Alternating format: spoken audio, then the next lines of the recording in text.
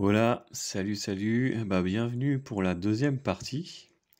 Donc, dans la première, on avait vu que Marc avait voulu se racheter après sa sortie du satanisme en découvrant qu'il y avait une seule vérité unique. Et donc, il développait vers une certaine haute conscience morale des individus. Et cette haute conscience morale, il l'appelait les lois de la nature. Et il nous défend de confondre pourtant les humains avec les animaux. Donc c'est un peu bizarre cette appellation, puisqu'il rappelle que les animaux n'ont pas de haute conscience morale, ils n'y sont pas contraints et soumis. En fait, finalement, ils n'ont pas à répondre aux mêmes lois.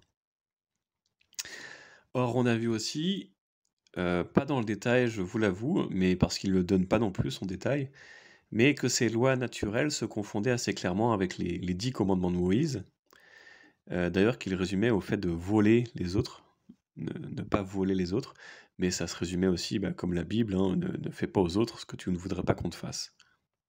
Bien sûr, il se défendait totalement que ces lois naturelles soient les mêmes que celles de Moïse, puisque Moïse pour lui est une pure lubie totalement religieuse. Et enfin, sa conclusion évidemment, pour être sorti du satanisme, c'est que les satanistes sont les méchants.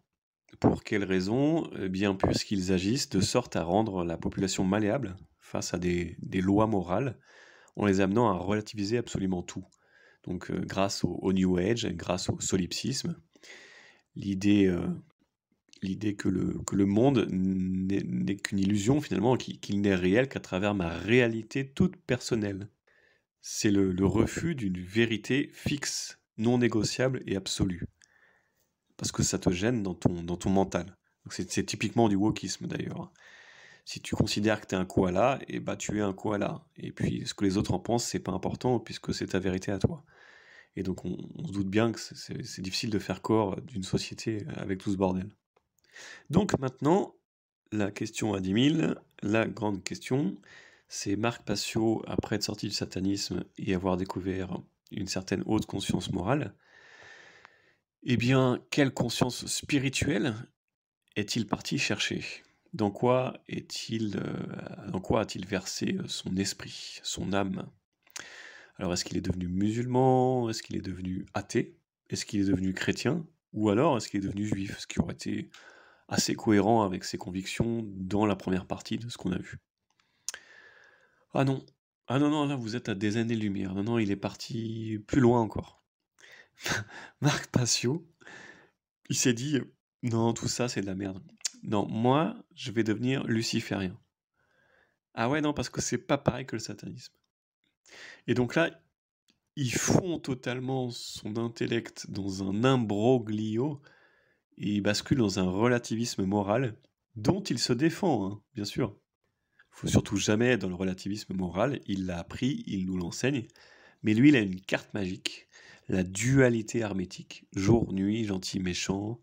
En fait, pour lui, franc-maçon, rose-croix, cabale, sataniste, toutes ces religions, elles ont du positif et du négatif, et elles ont des secteurs, des facteurs à l'intérieur d'elles, qui sont positifs et négatifs. Donc il nous retourne cette explication selon laquelle il peut y avoir des ténèbres et de la lumière, autant dans la maçonnerie que chez les satanistes et les lucifériens.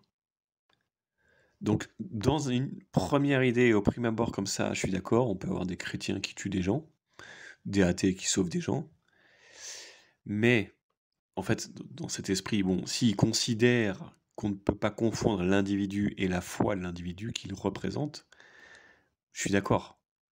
Mais par contre, lui, c'est pas vraiment ce qu'il a l'air de dire. Il nous dit, le luciférianisme n'est pas qu'une seule et même chose.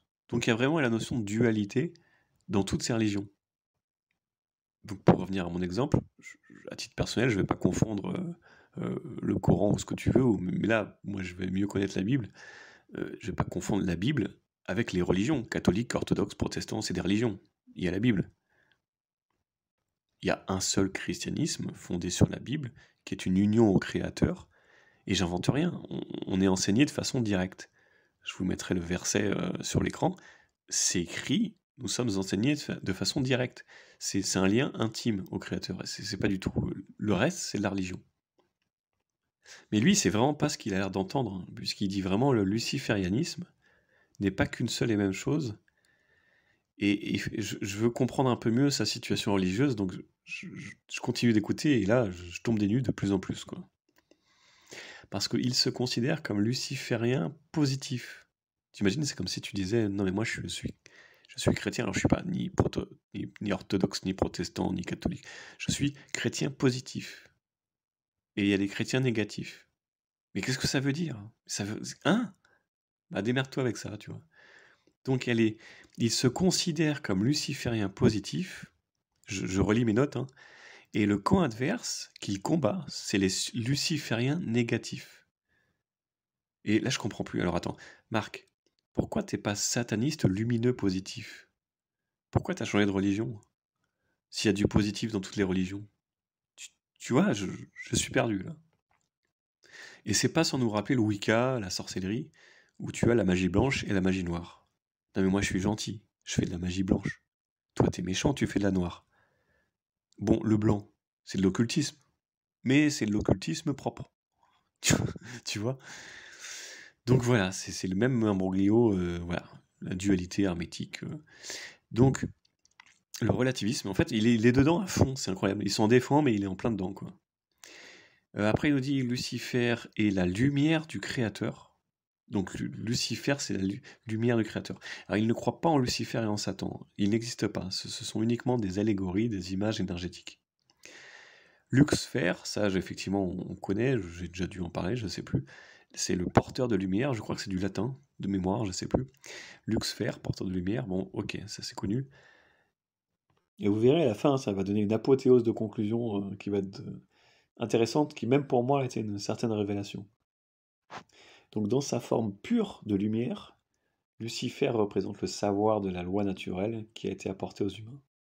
Donc oui, effectivement, on revient à la Genèse, le serpent qui a apporté la connaissance à Ève, la loi du bien et du mal. Il lui a apporté la loi naturelle. Il lui a dit croque la pomme et tu auras la connaissance. Vas-y Marc, croque la pomme et tu auras la connaissance du bien et du mal. Tes yeux s'ouvriront.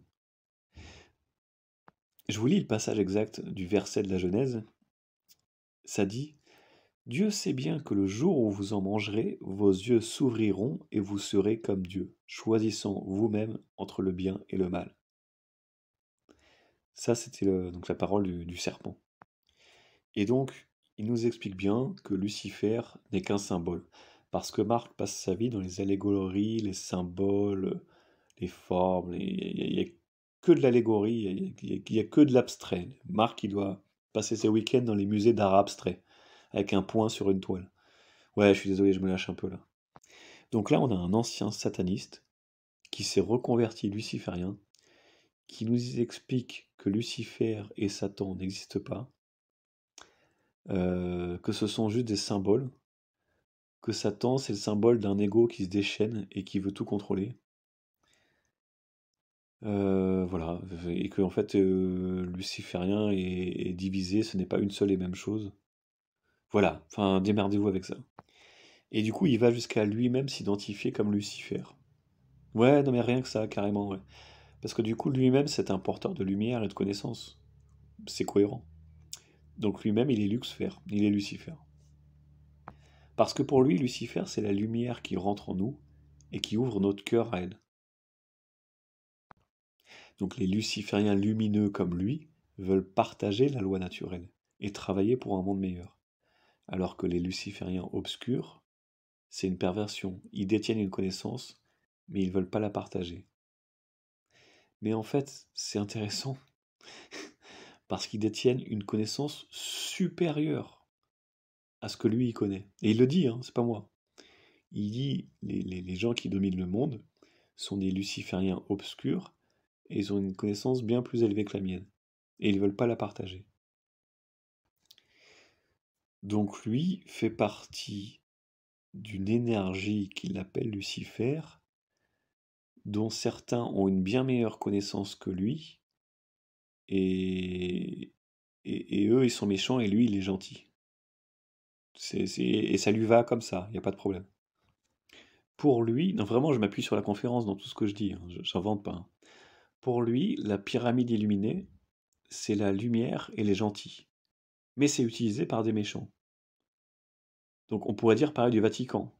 C'est un bon argument. On va me dire que je suis mauvaise langue. Mais je suis obligé d'argumenter qu'il n'y a pas un Vatican gentil et un Vatican méchant. Tu vois, il y a la Bible et il y a le Vatican. Donc après, il part dans une longue démonstration de dualité.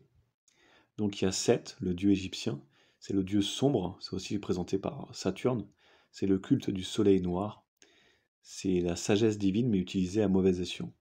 Le nouvel ordre mondial basé sur l'esclavage.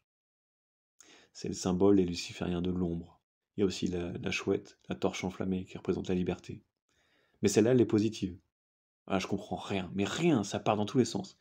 Elle est récupérée par les lucifériens obscurs pour dire qu'ils en sont détenteurs, mais elle est positive. Du coup, après, il nous montre des photos de procession où il y a des espèces de soutanes blanches. Il nous explique que eux sont lucifériens, mais des lucifériens noirs qui l'opposent aux satanistes. Ouais, parce qu'il faut suivre, du coup, les satanistes sont pas des lucifériens, c'est pas pareil. Ah non, mais il faut suivre. Donc, satanisme, c'est septianisme. Seth, le dieu Seth, le soleil noir. La terre est leur prison, mais en fait, ils veulent en devenir les dieux de la prison. Donc, Marc, il oppose tout dans une dualité, comme ça, la lumière et les ténèbres, mais en fait, c'est le soleil et la lune. Et il pourrait aller plus loin, du coup, dans la dualité, puisque finalement, les gentils, c'est le culte du soleil, et les méchants, c'est le culte soit du soleil noir, soit de la lune. Et en fait, si on va au bout de la logique, l'islam, c'est le croissant, bien sûr, et le catholicisme, c'est le soleil. Il y a plein de symboles solaires dans le catholicisme. Ça, je veux pas revenir là-dessus. Mais donc, dans ce cas-là, l'islam est une religion obscure, le catholicisme, le soleil, c'est la vérité. Mais il vous dira que c'est pas la bonne vérité. D'ailleurs, je serais d'accord là-dessus. Sauf que, sauf que moi, je dissocie la Bible et le catholicisme. Lui, il vous dira que c'est juste une métaphore, car la vraie vérité, c'est les lucifériens qu'il ne connaît pas, car ce sont des hauts initiés. Mais il y a des gentils, c'est sûr. Et ils sont représentés par le soleil. Mais en fait, les méchants, ils piquent le soleil pour se faire passer pour des gentils. Bref, vous avez compris, on ne comprend absolument rien à ce bordel. D'ailleurs, il va réévoquer Aleister Crowley et la Bible sataniste. Pour moi, on va pouvoir prendre Aleister Crowley pour donner mon exemple. Soit tu suis la Bible sataniste et tu es sataniste, soit tu ne la suis pas, et c'est pas que tu es un méchant ou un mauvais sataniste, c'est que tu n'es pas sataniste. C'est tout, quoi. Enfin, c'est assez simple, quoi.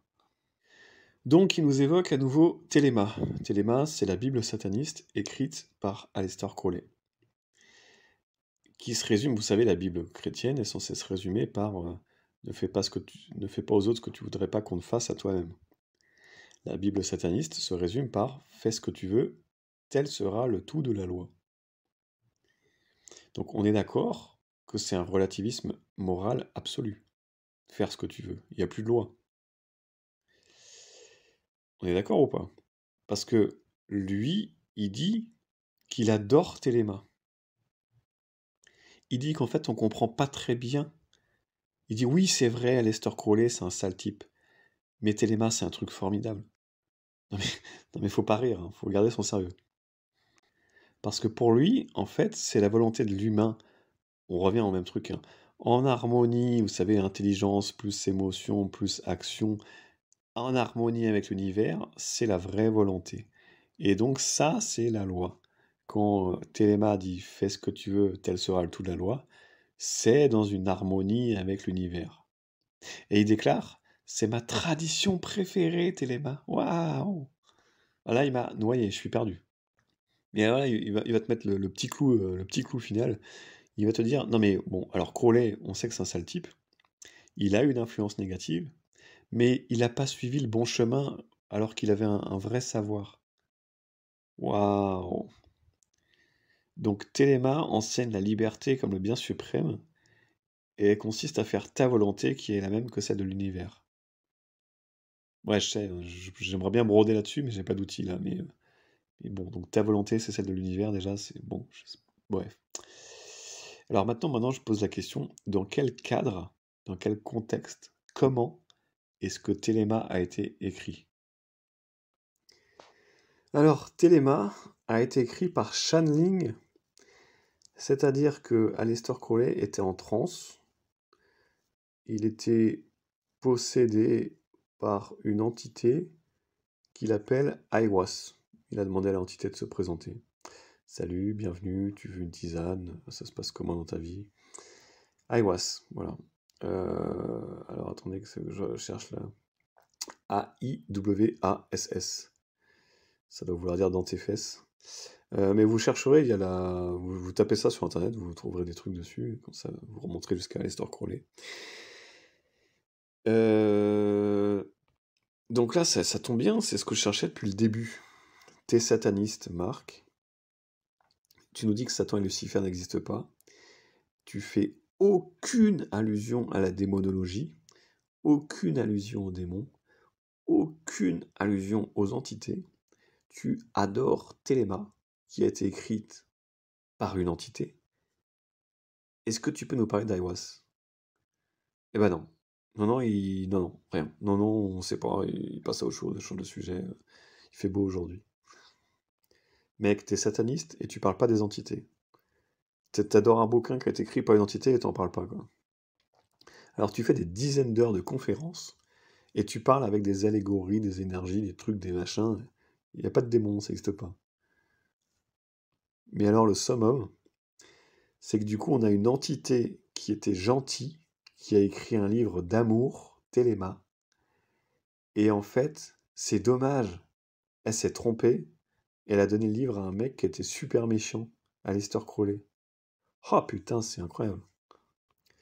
Donc je vous l'accorde que entre la phase moyenâgeuse, où tu vas en enfer si tu vas pas à l'église le dimanche, la phase du siècle des Lumières, où rien n'existe à part la science, tu vois, et tout est une espèce de hasard de mathématiques et de particules qui se tapent dedans. L'univers des intelligences artificielles, avec des fous qui vont parler à des chats et à des chiens, avec des robots. Et puis les gens qui font du channeling en se disant luciférien, qui disent que c'est l'énergie du bien. Ouais, écoute, bon courage pour votre équilibre mental. Voilà, bon après il enchaîne avec les 7 principes hermétiques et leur signification. Voilà, sans intérêt. Je sais pas combien de temps ça dure, une demi-heure. Vous les retrouvez sur internet. 7 principes hermétiques. Ensuite, il nous parle de mysticisme, dans lesquels il inclut les médiums, les voyants, magnétiseurs. Il explique qu'ils sont plutôt dans un niveau inférieur de pratique, qui a pour but une recherche lucrative, hein, et en général, ils gagnent leur vie avec. Et ça a pour but la transformation humaine, une évolution vers le divin. Mais il met pas l'accent. Ils ne mettent pas l'accent sur enfin, ils mettent pas l'accent sur l'importance du savoir. Au hasard, moi je vous glisse une phrase aussi de la Bible là-dessus, que vous pouvez mettre à côté. Vous en faites ce que vous voulez. Moi j'ai conscience que ma chaîne, encore une fois, je m'en fous, je fais pas de prosélytisme, et je vais pas à l'église. J'essaie juste de chercher la vérité. Du coup, après, on va parler de la franc-maçonnerie et des Rose-Croix. Oh, mais il en pense que du bien, hein. C'est des potes à lui, c'est merveilleux. Non, allez, je vais essayer de retrouver un petit peu de sérieux.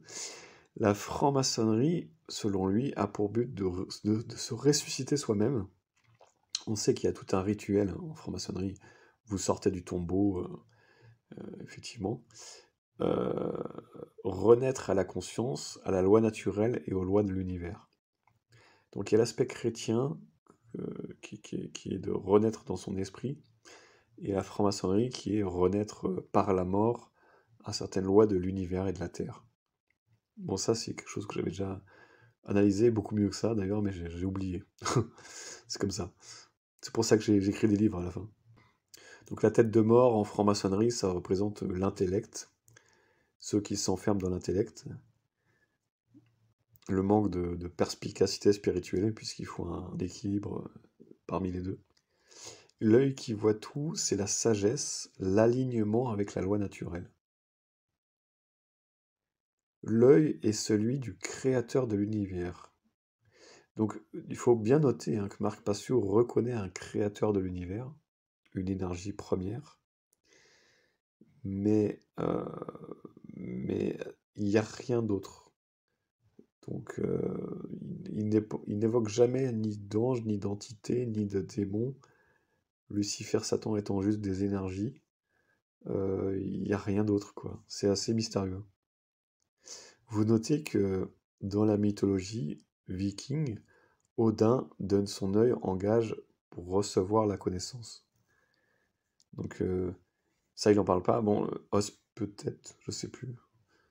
Oh, je sais plus. Mais Odin, en fait, il s'arrache un œil, quoi. Il s'arrache un œil pour recevoir la connaissance. Donc, voilà, l'œil a peut-être aussi ça. Bon, après, c'est bon, on repart dans les explications. Horus aussi a un œil en moins, mais il l'a pas donné pour la connaissance. Il y a aussi le chakra du troisième œil qui est la connaissance, mais je crois qu'il en parle pas. C'est aussi à vérifier, je me rappelle plus maintenant. Je crois qu'il en parle pas. C'est les hindous, c'est ça, qui font, vous savez, le petit point rouge sur le crâne, sur le front, l'ouverture du troisième œil. Donc voilà, c'est tout ce qu'il a à dire. En ce qui concerne les Rose-Croix, il dit que c'est un niveau d'unité. Il explique que les Rose-Croix, leur religion, c'est que si un être souffre, tous les êtres souffrent. C'est ça pour lui la tradition rosicrucienne. Alors on retombe dans un paradoxe, c'est que il dit du bien de la théosophie, qui était un mouvement fondé par Elena Blavatsky. J'aimerais bien lire son livre, c'est un gros pavé, je sais pas combien de pages, mais j'ai jamais eu le courage encore. Puis je me demande si ça va être comme Marc Passio, et c'est ça qui m'inquiète aussi. Euh, et, euh, et donc il nous dit du bien de Blavatsky, de la théosophie. Chacun de nous aurait une étincelle du divin, et donc il y a un cataclysme si l'humanité n'éveille pas sa conscience.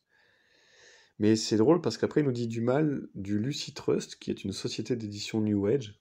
C'est plus que ça, hein. Le Lucy Trust, anciennement, c'était appelé le Lucifer Trust, et donc fondé par Alice Bailey. Et c'était le Lucifer Trust, alors le siège du Lucifer Trust, il était à l'ONU. Si, il était à l'ONU. Et après, ça s'est appelé le Lucis Trust. Mais ce qui me fait marrer, c'est quand même... bon, on a le droit de changer d'avis, mais Alice Bailey, qui a fondé le Lucis Trust, Marc Passio dit que le Lucis Trust, c'est de la merde, c'est du New Age. Mais sauf que Alice Bailey, eh ben, elle faisait partie de la théosophie de Blavatsky. Donc, bon, elle a pu prendre son virage, mais bon, bon, tu critiques... en fait, tu critiques tout en encensant la théosophie. Bon, je comprends plus rien non plus. Allez, venons-en au tarot. Alors, le tarot, pour lui, c'est des livres entiers de savoir. Euh, voilà, en fait, c'est des livres de connaissances à interpréter. Il s'arrête juste sur une carte qu'il considère comme la carte la plus importante du tarot. C'est la carte du pendu. Il dit que c'est le symbole le plus puissant du jeu. Ça représente l'initié éclairé qui exerce la vraie volonté, qui accepte la vérité, la véritable évolution de la conscience. Bon, alors, j'ai jamais entendu ce truc-là. La carte du pendu, je l'ai jamais vu nulle part. Après, j'ai pas été à fond dans l'ésotérisme, mais ouais, bon, d'accord, ok. Après, tu fais une petite recherche basique hein, sur Internet. La carte du pendu, c'est plutôt une carte d'emprisonnement, a priori. Une carte de stagnation, de blocage, de pause dans la vie. Une carte qui pousse à l'introspection. Et puis de façon plus pragmatique, avec mon cerveau gauche, comme il dirait, moi la carte du pendu, je vois quelqu'un qui voit le monde à l'envers. Voilà, si je suis pendu par les pieds, je vois le monde à l'envers. Bon, mon avis sur tout ça, avant qu'on attaque le bonus et quelques blagues, je pense que bah, j'ai démarré avec Albert Pike, c'est pas par hasard. Je pense que derrière tout cet ésotérisme, il y a quand même un but qui est peut-être intéressant, c'est de retrouver sa part de divinité. Et ça, je pense que c'est quand même ni New Age ni luciférien. Je pense quand même qu'il y a des passages dans la Bible à l'appui, qui aurait quelque chose à redire à tout ça, et je pense qu'on va là-dedans. Je pense qu'on va quand même vers une nouvelle interprétation de la Bible, et non pas une nouvelle religion, ni rien d'autre. Mais voilà, il y a peut-être quelque chose à creuser là-dedans. Moi, voilà, je reste terre à terre, j'analyse, j'essaie de chercher la vérité. Mais je pense qu'on va, ouais, comme dirait Pike, vers une époque d'athée, voire de sataniste, vers une époque de luciférien. Je sais pas, il va se passer des choses au niveau religion, au niveau ésotérique, au niveau spirituel. Je pense qu'il y aura beaucoup, beaucoup de pièges dans les années à venir. Donc, bon, ça va être intéressant. Dans l'esprit de Marc Passio, il y a surtout une volonté. Alors là, pour le coup, lui, je trouve, il le revendique hein, ouvertement. Il y a un prosélytisme pour l'anarchie. L'anarchie pure et simple. Anarchie, peace and love. Ouais. Mais du coup, on va pouvoir attaquer une vision économique et sociétale qu'il a. Qui, si vous avez du coup vu la vidéo sur Bastia, on peut l'attaquer de front assez facilement. Il y a des choses qui tiennent pas trop la route. D'ailleurs, d'ailleurs, on peut pas dire qu'il porte la police dans son cœur, puisqu'en fait, il dit que chez les satanistes, bah, la police, ils sont considérés comme leurs chiens. Il nous parle de choses qu'il a vécues avec des gens assez haut placés. Et la police surveillait la maison dans laquelle avait lieu le satanisme. Et les satanistes se foutaient de la gueule des policiers à l'extérieur. Donc voilà, ouais, voilà. Enfin, il a une vraie haine des képis, ça c'est sûr. Oui, il a beaucoup de haine, je trouve quand même encore en lui. Donc bon. Bon, du coup, je vais faire un petit pot pourri de plein de choses qu'il dit, qui me paraissaient un peu n'importe quoi, et puis on va finir sur ma conclusion. Finalement, on va faire ça comme ça. Alors, il dit juste un truc que j'aime bien, parce que c'était curieux. Bon, 322 Skull and Bones, vous savez, cette secte. Bah, ce club avait ce numéro-là connu. Moi, titre personnel, j'ai jamais pu décrypter le 322. Lui, il dit que ce serait le 22 mars, puisque les Américains, ils inversent. Donc, ce serait la date du 22 mars, et que le 22 mars représente une saison des sacrifices. Donc voilà, pourquoi pas, 3-22 serait le 22 mars, saison des sacrifices. À partir de là, ça part dans tous les sens. Il nous donne les dates sataniques, alors notamment le 1er mai et le 25 décembre, qui est le fameux solstice d'hiver du soleil. Why not? Sauf que bon, les sacrifices, après il nous parle d'attentats. Attentat le 11 septembre, c'est raté. Après il nous parle d'astrologie, de numérologie, ça part dans tous les sens, c'est un peu léger pour moi. Enfin, toutes ces dates, ces chiffres, astrologie, numérologie, tout ça, on peut interpréter ça comme on veut, on soustrait ou on multiplie ou on additionne dans l'ordre qu'on veut, ça vaut rien, c'est du vent tout ça, c'est pas assez sérieux. À quel endroit je mets mes parenthèses? Pourquoi le calendrier satanique ne correspond pas avec les dates d'attentat? C'est n'importe quoi, enfin, tu fais ce que tu veux là-dedans.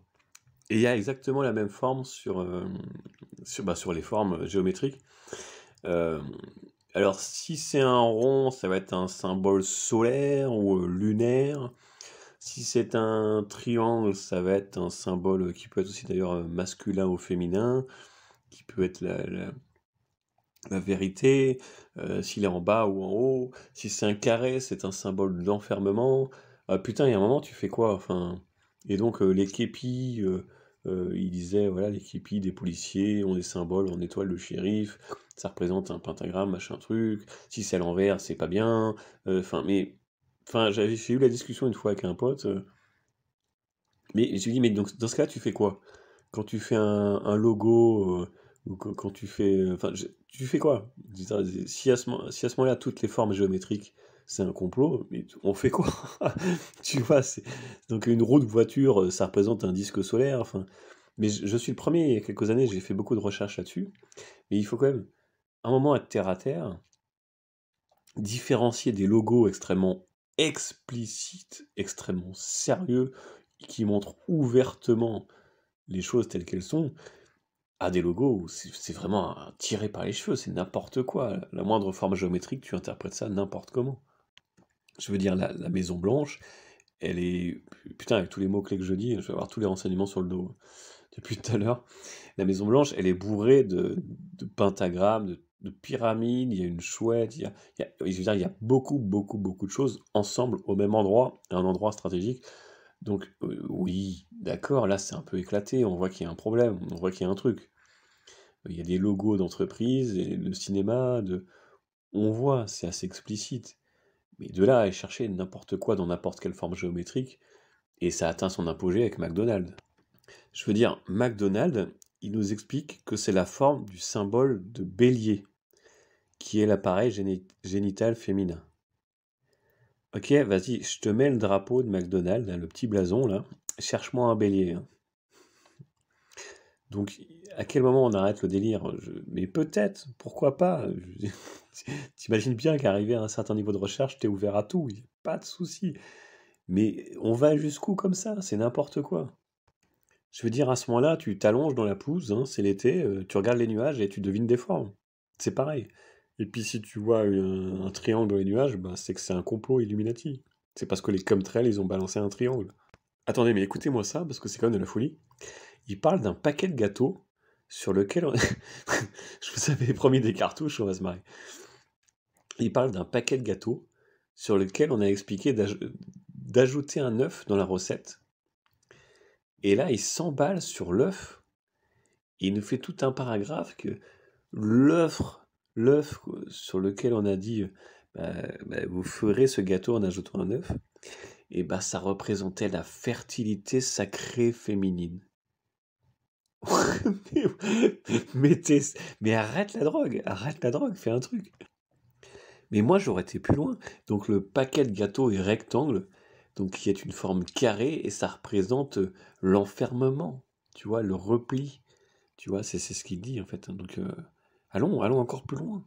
Et si on le plie d'une certaine forme, ça fait un pentagramme. Waouh! C'est comme j'ai fait une vidéo sur Babylone. Euh, Là, vous voyez le bâtiment européen qui a la forme exacte du bâtiment de Babylone. D'ailleurs, on ne sait pas vraiment la forme qu'il avait, le bâtiment de Babylone. Mais il y a une peinture de mémoire, je ne sais plus, hein, pardonnez-moi, du XVIe siècle, je crois. Ils ont repris la peinture du XVIe siècle pour faire la forme exacte de la tour de Babylone, qui est la peinture peut-être la plus connue de Babylone, donc la forme la plus connue de Babylone, même si la vraie forme, on la connaît pas trop. Donc c'est assez explicite, et tout ça accompagné d'un bâtiment couché qui a une forme de pyramide. Bon, c'est pareil, c'est quand même un peu tout ça avec tous les drapeaux alignés, et on sait que Babylone, ça représentait l'union des nations. C'est un peu gros. Là, tu vois, il y a un truc. Mais voilà, par exemple, dans le début de mon introduction, sur cette vidéo ou une autre, ouais, ça doit être sur celle-là, sur l'Europe, je parlais de... Et je sentais déjà dès le début que c'était un peu limite, où je disais ça par anecdote, où je disais que Europe est une déesse qui sur Zeus, le taureau, et Europe, c'est l'Europe, et Zeus, c'est le taureau de Wall Street.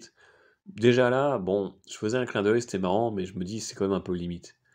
Je pense qu'il faut arrêter, quoi. Il y a un moment où tu as des choses concrètes, comme l'Europe, comme Washington, le pentagramme. Il y a des choses, d'accord. Il y a des logos, mais arrêtons, quoi. Arrêtez de délirer trop loin, quoi. Oui, l'équipement des officiers, on voit que il y a du noir et blanc à damier sur les képis. On voit qu'il y a souvent il y a des gants blancs. Les gants blancs aussi, préfecture, tout ça, c'est très franc-maçon. Oui, non mais il y a des éléments de choses. Mais tu peux pas trop t'arracher les cheveux sur des... C'est pas sérieux après, quoi. Après, il nous explique que donc dans tous ces clubs sataniques, machin, qu'un acolyte à lui a fait des calculs et qu'il considère que 10 à 12% de la population humaine est impliquée. Alors au début, il dit ouais, j'ai des doutes sur les chiffres, mais finalement, j'ai calculé, je pense que c'est vrai. C'est pas sérieux, quoi. Enfin, je veux dire, à titre d'exemple, toute la franc-maçonnerie française, putain, faut que j'arrête de dire des mots-clés, mais plus le personnel qui fait les informations en France, vous avez compris, qui gère certains services, euh, tout ce personnel-là, juste ça, hein, C'est 0,002% de la France. Donc, je veux bien rajouter le club du siècle, là, à Paris. Quelques membres du Bilderberg en France, Mais enfin, 12%. Mais les mecs, vous tournez à quoi là-dedans? Attends, qu'est-ce que j'ai d'autre comme pépite? Alors, j'en ai une. Alors, le mec, un ancien sataniste, qui fait des conférences, qui a passé des années dans l'église de Satan. Alors là, ils te disent, le Baphomet représente les pouvoirs des ténèbres. Merci, merci. Oh, putain, merci. Putain, c'était waouh, waouh. Ça va, t'as fait beaucoup de travail, Ouah, c'était dur, c'était merveilleux. Waouh, des années de recherche, incroyable. Merci pour tout ton apport intellectuel. Il y en a plein des comme ça. Alors, il nous dit aussi 11h11, ça vous est peut-être déjà arrivé. Je tapais des délires quand j'étais jeune avec ce truc-là. Souvent, t'as des 11h11 qui s'affichent. Mais on a de moins en moins de radio réveil, maintenant c'est les téléphones. C'était plutôt l'époque des radios réveil. Et donc, quand tu vois une synchronicité de 11h11 sur ton radio réveil, ça signifie qu'il faut commencer à enseigner quelque chose parce que tu as atteint un certain éveil spirituel. Quoi? Mais, mais t'as lu ça où? Enfin, je veux dire, quand tu fais une recherche, tu essaies de trouver un truc, n'importe quoi, mais t'as vu ça où? Mais c'est sort d'où ce truc-là? Mais rien. Et puis il étaye pas son information. Y a rien. Donc, alors voilà. Prochaine fois que vous voyez qu'il est 11h11 dans votre voiture ou autre, bah, c'est que vous devez enseigner un éveil spirituel à cause de la synchronicité des éléments cosmiques. C'est Skippy, quoi. On est dans le truc des inconnus, quoi.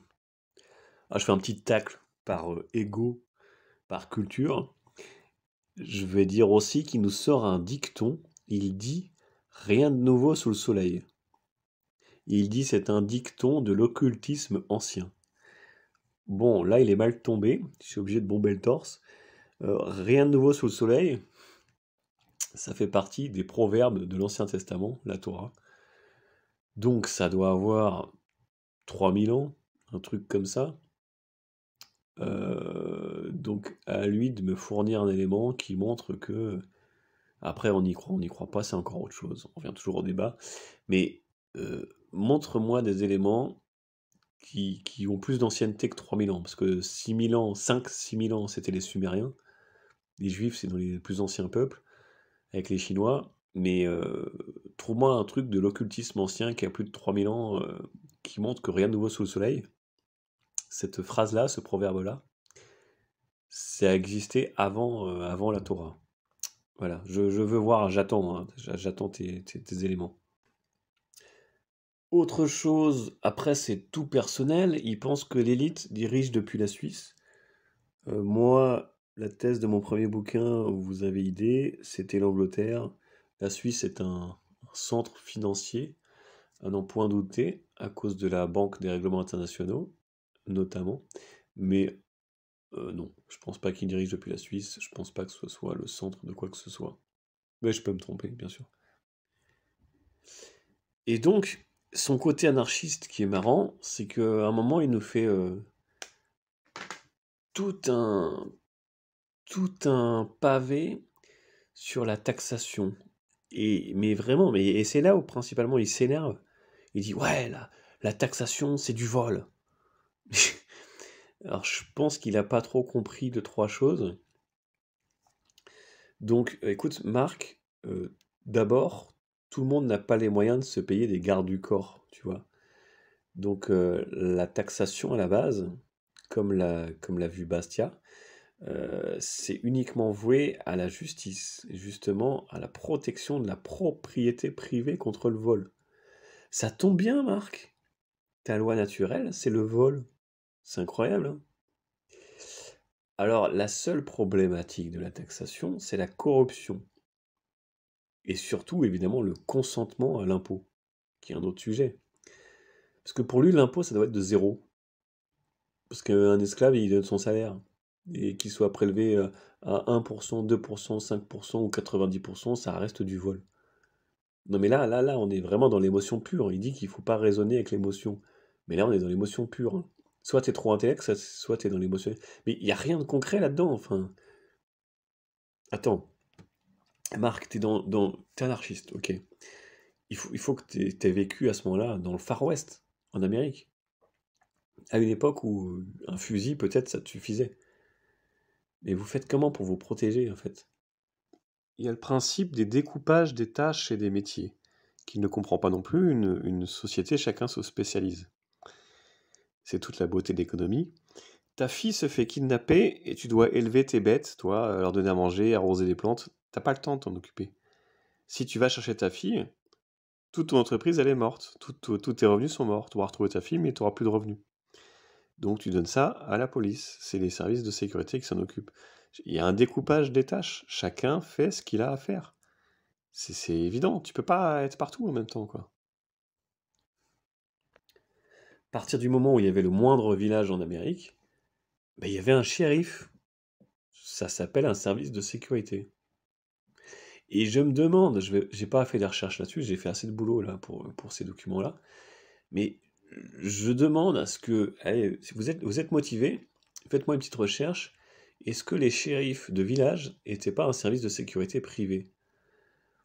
Parce que ils étaient rattachés à l'État fédéral américain pour avoir notamment des renforts. Mais je crois que c'était un peu comme des notaires aujourd'hui. C'était des services privés, mais qui étaient officiers d'État. Un peu comme les notaires, vous voyez ce que je veux dire? Et donc, tout le village consent à payer des services de sécurité du shérif et des prisons et le juge. Ben oui, parce qu'il faut payer tout ça. Donc, mais je me demande si c'était pas un service privé à la base. Et du coup, je crois même que le shérif était élu. Des vieux feuilletons américains que j'ai vus.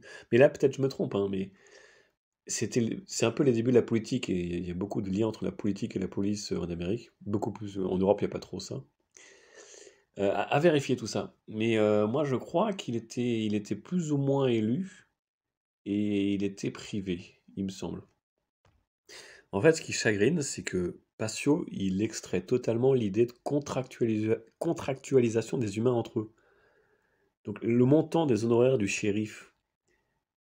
En fait, l'idée des honoraires du shérif, c'est l'idée du rapport qualité-prix sécurité. Donc, si ça vous convient pas, vous foutez le camp, vous changez de village. Alors, l'idéal, ce serait de le mettre en concurrence, si c'est possible, en choisissant le shérif le moins cher et la meilleure sécurité. Ce serait peut-être même parfait si on faisait des appels d'offres chaque année pour avoir une société de police privée. Peut-être que ça éviterait une corruption. Mais bon, évidemment, ça a tendance à s'institutionnaliser, à prendre la poussière et à rester en forme.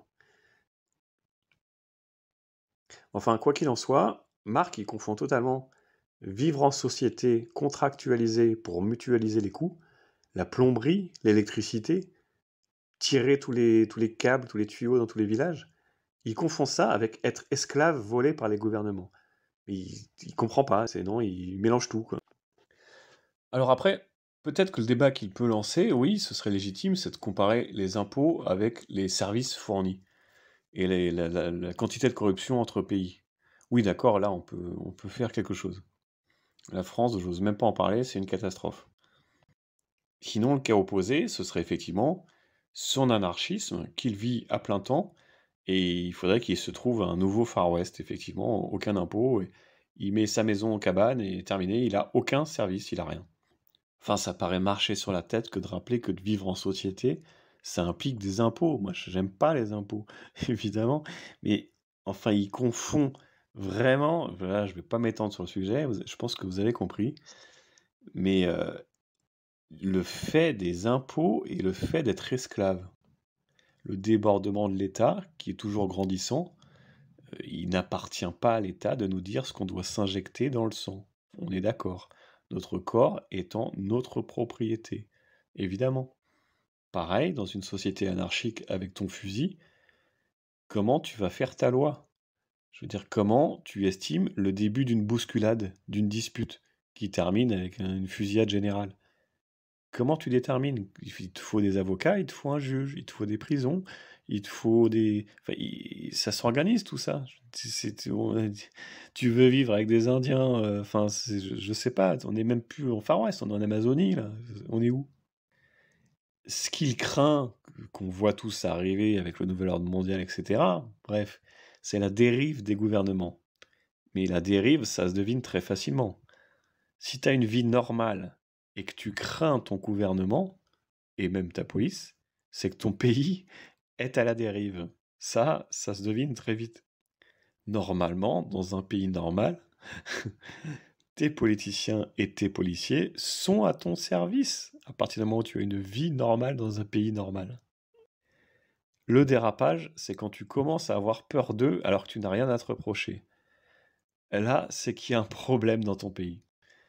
Ça sous-entend que ni tes droits, ni le fruit de ton travail ne t'appartiennent plus, mais qui te sont gentiment prêtés tant que tu es bien sage et on te le reprend quand on veut. Donc là, oui, bah, moi je suis plutôt libertarien et là on n'est plus là-dedans. Donc là, à vous de révoquer le contrat. Et là, pour révoquer le contrat, bah, il n'y a qu'une seule façon de faire, c'est de se barrer pour trouver un meilleur pays. Et Passio, alors Marc Passio, il s'enfonce encore plus. Et mais je me demande vraiment s'il a lu la Bible, hein, parce qu'il dit beaucoup de conneries. Et il nous explique que les gouvernements sont nos ennemis en prenant pour exemple Jésus-Christ assassiné par Ponce Pilate. Alors maintenant, du coup, il prend presque sa défense, mais il a rien compris. Encore une fois, le gouvernement n'a absolument pas assassiné. Ponce Pilate n'a pas assassiné le Christ. Au contraire, c'est ça qui est magique dans la Bible, c'est que c'est un des premiers et des plus connus au monde exemples de démocratie. Ponce Pilate ne voulait pas assassiner le Christ, ne voulait pas le tuer, il voulait laisser le choix, enfin c'est la seule solution qu'il a trouvée, c'était de mettre un brigand, parce que c'était lié à une fête juive dans laquelle on autorisait à un prisonnier d'être libéré, et il s'est dit, on va faire un tirage au sort, et si ça tombe sur le Christ, comme il l'a dit, cette célèbre phrase, je m'en lave les mains. C'est tombé sur le Christ, et il a dit, je m'en lave les mains. Mais c'est la foule qui a voté à main levée. C'est la foule qui a appliqué la démocratie. Ponce Pilate n'a rien fait. Il a obéi à la foule. Ah là là, Marc, il faut vraiment... c'est une catastrophe. J'en peux plus de tes conférences, j'en peux plus. Allez, on attaque la conclusion finale avec un cadeau. Enfin, je vais appeler ça un cadeau. Euh, J'avais envie de le trucider. La pomme de pin. Marc, tu nous refais le coup de la pomme de pin. Il y en a beaucoup qui le font. Il nous parle de la pomme de pin qui est présente dans beaucoup de religions. Au Vatican, elle est présente entre deux phénix.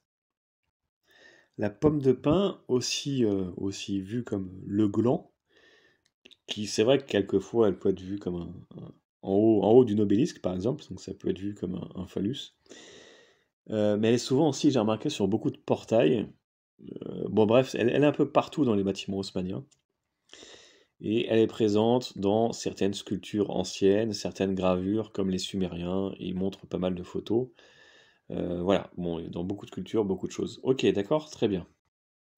On a également l'œil d'Horus, qui est sensiblement représentative de cette pomme de pin, qui représente la glande pinéale. En fait, c'est une coupe interne du cerveau, l'encéphale, et représente l'emplacement de la glande pinéale à l'intérieur du cerveau humain. Et alors là, Marc, il tourne autour du pot, tu vois, dans la vie, il aime bien faire de la flûte et tourner autour du pot. Ça sert à quoi la glande pinéale, la pomme de pin? On est en 2023 quand même, il y a des infos partout là-dessus. Donc je me serais contenté de ton truc là, il y a 20 ans, mais enfin quand même quoi. Marc, ça sert à quoi la pomme de pin? À quoi ça sert de la représenter partout, cette glande pinéale?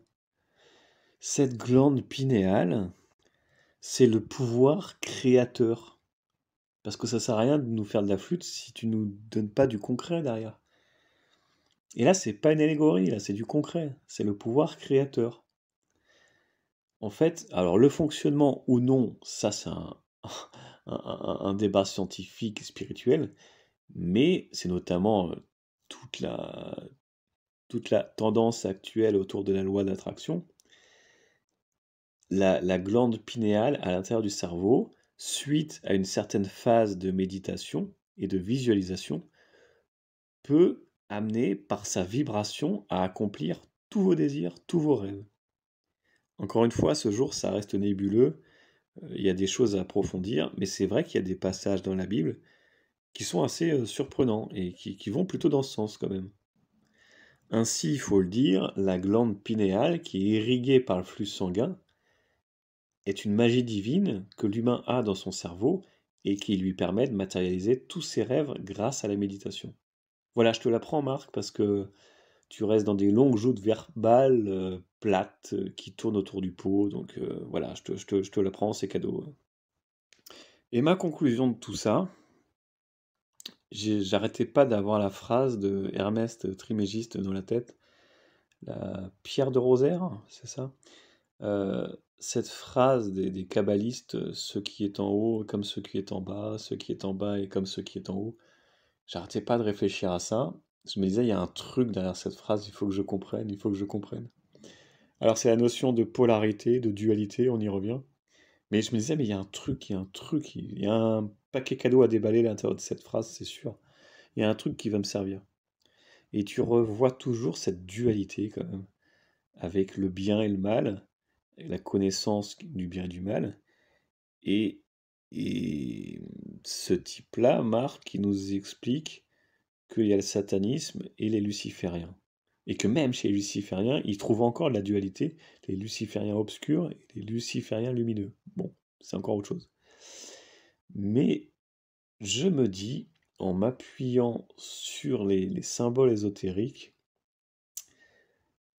et sur la Bible, je dirais que Lucifer, il est tombé du ciel, sur terre. Sur terre, il est devenu Satan. Et en fait, il y a sur terre des gens qui prient Satan, et sur terre des gens qui prient directement le ciel, Lucifer. Que ton Dieu soit en bas ou en haut, que ta magie soit de la magie blanche ou de la magie noire, que tu aies des ténèbres ou de la lumière, il me semble que c'est un reflet miroir. Et il me semble que c'est le même Dieu que tu pries, et je crois pas que ce soit le bon. Je pense que les satanistes prient pour ce monde-ci, effectivement, le règne de ce monde, le prince de ce monde. Je pense que les lucifériens sont différents dans le sens où ils veulent que Satan redevienne Lucifer. Je pense que les lucifériens veulent que Satan réintègre le ciel. C'est ça le travail des lucifériens, il me semble. Ils veulent que leur Dieu soit réhabilité, réintégré au ciel. Et évidemment, bien plus encore, et qui retourne le ciel, qui détrône le Christ, qui détrône Dieu. Je pense que le travail des lucifériens, c'est ça. C'est de réintégrer leur Dieu au ciel, retourner le ciel, pendant que les satanistes s'occupent de la terre. Voilà donc la différence de degré, de grade et de vision. Mais pour ma part, ce qui est en bas est comme ce qui est en haut. Donc franchement, je vous le laisse. Voilà, bien à vous. Ciao, bye.